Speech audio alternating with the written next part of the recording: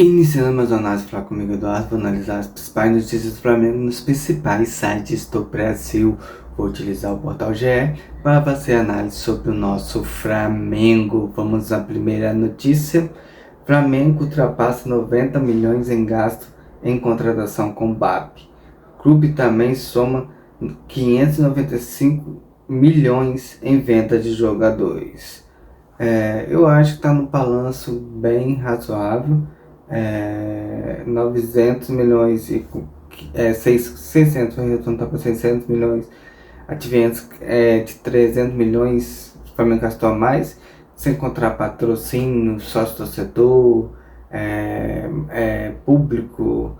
Então o Flamengo com certeza arrecadou muito mais do que esses 300 milhões. Então o Flamengo não está ruim financeiramente. Apesar que a notícia, assim, no primeiro olhar no título, parece que o Flamengo está em ruínas, e não está. O Flamengo está bem, está fortalecido, por contratações boas. Eu falo, o Flamengo tem dois times para jogar e dois elencos fantásticos, assim, um elenco fantástico. Tô falando que vai vir contratações, acho que precisa evoluir algumas posições, acho que o Flamengo tem que estar constantemente renovando, evoluindo posições, vendo que há um desgaste físico, a pessoa está ficando mais velha, jogadores que já não estão interessados mais no projeto Flamengo, você tem que renovar o plantel e assim evoluir o Flamengo. Então, eu creio que o Flamengo está na medida. Claro que o Flamengo não pode passar demais nas contratações, mas eu creio que tem uma administração ali que vai controlar as despesas do Flamengo, e quando falar que pode contratar, pode no mercado contratar, vão contratar. O que eu te vendo, o Flamengo tem um fundo que guarde esse dinheiro. Esse ano mesmo já vendeu o Renan Lucas para fora. Então o Flamengo tem que pegar dinheiro, guardar público, um dinheiro que entra. O Flamengo também tem que fazer tipo uma poupancinha, em 6 meses trazer um grande jogador. Não precisa trazer 2, 3 grandes jogadores de uma vez, mas cada um grande jogador faz toda a diferença. Vamos para outra notícia aqui que tem a ver, e é o que eu estava falando agora. Veja os valores completos da contratação Paquetá, números foram focar no balanço financeiro. A grande pergunta fica desse título aí, se valeu a contratação Paquetá. Para mim, em particular, valeu muito. Um jogador que começou da base do Flamengo, saiu, teve seu destaque, não foi muito bem no Milan, do Milan foi para a França, jogou muito no Lyon, saiu do Lyon, foi pro time inglês, estava sendo um bom futebol lá, aí veio a polêmica lá, ele ia até pro Manchester City, lembrar disso, vale ressaltar. Então é um jogador assim que estava soltando o olho, veio a questão aí do negócio da casa de aposta, mexeu com ele interiormente. Quando ele conseguiu resolver o problema, ele veio para o Flamengo para ser feliz, esquecer tudo que ocorreu lá na Inglaterra. Estava fazendo por Copa do Mundo, se lesionou, e é isso aí. Eu creio que não fez ele terminar a Copa do Mundo, mas é um jogador que vale. Está lesionado, está se preparando. O Flamengo tem um jogo importantíssimo com o Cruzeiro. Nem a volta do brasileiro contra o Vitória para mim não é importante. Para mim o foco é no Cruzeiro, no decorrer das partidas. Para mim valeu a pena. O jogador com adaptação, joga como camisa 10, joga como segundo volante. O segundo volante está rendendo mais. Na ponta direita ele não rendeu tanto. Ele veio para fazer o papel do Gerson, vazia, e não encaixou. Acho que a contratação do Luiz Henrique seria mais apropriada, mas ali na frente vou comentar sobre isso. Mas eu creio que o Paquetá pode ser esse cara que precisa de um tempo de adaptação, voltar, passou por um problema emocional muito grande e agora está se recuperando. Eu creio que valeu a pena a contratação do Paquetá, mesmo sendo muito caro. Por isso que eu falo, um grande jogador em 6 meses, planejado, junta dinheiro, desfaz alguns jogadores que estão ali só enchendo o elenco e traz um grande nome. Vamos para outra notícia do Flamengo no site GE. Flamengo diz que há precipitação de benefício da arbitragem ao Palmeiras. Regras devem ser cumpridas, diz clube em nota. Vamos lá, vamos analisar isso. Eu creio que Palmeiras, aquele lance do Vitória para mim ficou caro. O jogador do Palmeiras não estava olhando a bola. Ele estava mais preocupado com a ação do jogador do Vitória e esticou o braço, por ter esticado o braço para baixo para proteger o espaço. Ele levantou o braço em direção ao queijo do jogador. E cortou. Pior ainda que cortou, sangrou. Isso mostra que o jogador não estava na disputa, estava fazendo a agressão. Aí vamos perguntar, mas e o Ekpo tá merecia vermelho? Para mim merecia também. Ele, em lugar, ele tá perdendo esse controle, essa calma, focar na bola. Ele tá focando muito no adversário, não focando na bola.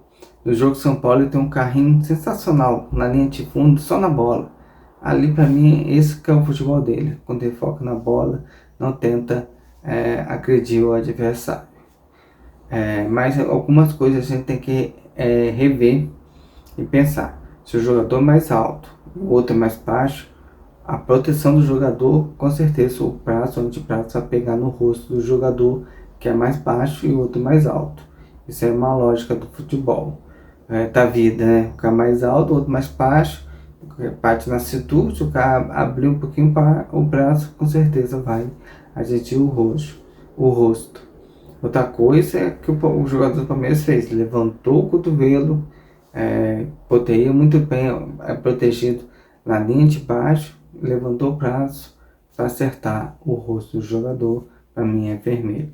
E o lance da expulsão para mim foi na bola.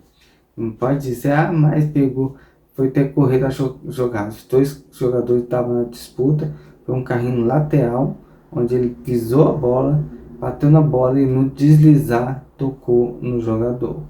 Ano passado, Gomes, zagueiro do Palmeiras, deu a mesma entrada, mas frontal de frente, lesionou o jogador e levou só amarelo. Então é um absurdo. Eu creio que a arbitragem, o grande problema é que não tem critério para mim. Se tivesse critério como apito, um juiz pitasse e o outro pitasse a mesma coisa, você vê que lances parecidos, Carrascal contra o Corinthians na Supercopa, foi rodar para mim ali, foi lance de um jogador alto com um jogador base, ele foi rodar o braço, atingiu no rosto do Pindon. Foi encontrar a imagem, não foi com recurso dele, foi de uma falo que foi a Globo que deu a imagem, não tem confirmação disso, mas é o que eu ouvi falar. Depois do intervalo, o cara foi expulso. Acho que o que o treinador planejou ali no vestiário, Felipe Luiz, foi por água abaixo. Planejou com os 11, não foi avisado. O cara entra, toma vermelho, isso aí é ilegal, levou a várias discussões. Uma entrada do Everton Araújo, também contra o Corinthians, pelo Campeonato Brasileiro, que travou a bola, o pé deslizou e acertou o jogador do Corinthians, levou vermelho. Ali eu não vi lance, acho que coisa normal, o cara dividiu e a bola deslizou, o pé deslizou na cama, um lance normal, vermelho. Nós vimos lance em palco contra o Flamengo, o cara nem tomou a cartão amarelo. Então, para mim, o grande problema é critério da verdade. Foi um jogo apita. E falando do braço também, teve uma cotovelada do Gabriel Paulista do Corinthians pelo Campeonato Brasileiro, no Jorginho, nada. Então, se você começar a olhar lances e revisar lances comparando com o Palmeiras, do Flamengo, o Palmeiras vai ver que o Flamengo um critério muito rigoroso e para o time Palmeiras um critério leve. Então, para mim, o grande problema da arbitragem é o critério. Não tem o juiz as mesmas interpretações. Então, eu acho que cada vez mais vai ser juízes profissionais que estejam mais juntos, pensando a mesma coisa e não ficar desse jeito, os juízes, cada um com sua interpretação, que atrapalha demais o Flamengo. Vamos para a última para fechar. Não, mais duas, duas notícias aqui que eu quero comentar. Parte 2, Flamengo tem que meter cobrança, desgaste, compoto e TM. Relação entre comissão técnica e departamento médico e detenção. Então, isso aí faz toar. Sempre tem relação no dia a dia, você no trabalho, você em qualquer lugar, vai ter momentos que você vai ter desgaste. Isso é normal, isso aí acho que nem é legal. Já a cobrança, acho que o Flamengo tem que cobrar, acho que o Flamengo fechou muito, estão falando isso. O Flamengo fechou muito, os resultados foram muito pouco esse ano. Perdeu a Supercopa, perdeu a Recopa e saiu da Copa do Brasil. O foco agora só tem duas competições, o Flamengo só ganhou o Carioca, de 4, o Flamengo levou uma, e tem mais três colocar com o Intercontinental, para o Flamengo equilibrar os títulos. Então eu creio que o Flamengo tem dois times, você pegar aí, Rossi, Vaera, Léo Ortiz, Léo Pereira, Alexandre, Jorginho, Pulgar, Prata, Arrascaeta, Samuel Lino e Pedro, um time. Segundo time, Andrei, Emerson Royal, Vitão, Danilo e Ayrton Lucas. Saul, De La Cruz, Paquetá e Everton Araújo, 4 volantes para um segundo time. Olha os 4 nomes que nós temos de volante. Luiz Araújo, Carrascal e Bruno Henrique e o Alisson na frente. Vou falar para não ter 2 times bons. Então, uma cobrança tem que ter. São jogadores que onde o Flamengo gastou muito dinheiro, investiu muito e o resultado esse ano foi muito pouco. Então, se não pode ficar culpando só o treinador, também tem que cobrar os jogadores por mais atitude, mais empenho, porque o Flamengo precisa muito ganhar o brasileiro e a Libertadores para salvar um pouquinho o salto. Foram 3 derrotas com Corinthians na Supercopa.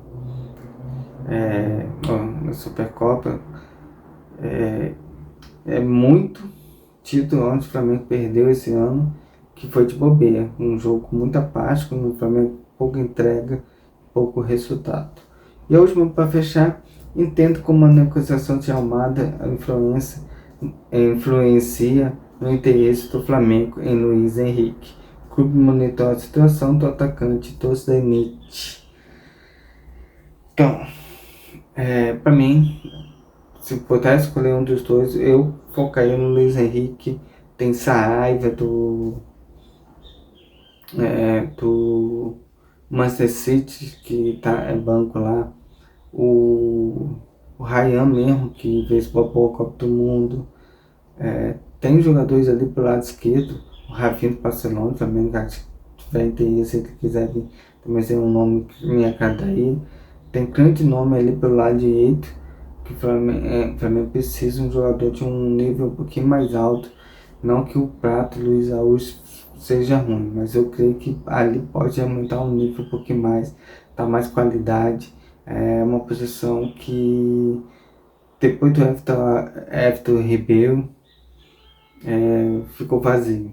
Quem viu o Everton Ribeiro jogando ali sabe que o nível está um pouquinho baixo, qualidade, domínio de bola, saída da pressão, dribles curtos. Também perdeu muito isso. E o KGN, que é as soluções, Everton Ribeiro fazia muito isso E a gente não vê nesse elenco alguém assim com essa capacidade de quebrar a pressão, achar um passe, fazer uma jogada genial pelo lado direito. Pelo lado esquerdo, sim, Samuel Lino vem fazendo boas partidas, a Arrascaeta também com camisa 10 fazendo boas partidas, mas pelo lado direito ali, para mim, falta um jogador de um nível um pouquinho mais alto, igual ao do Everton Ribeiro. Então essa análise fraca comigo, Eduardo. Eu usei o portal GE, entre lá, tem outras notícias, leia, se informe, tenha sua opinião, faça sua análise e até amanhã falando mais sobre o nosso Flamengo.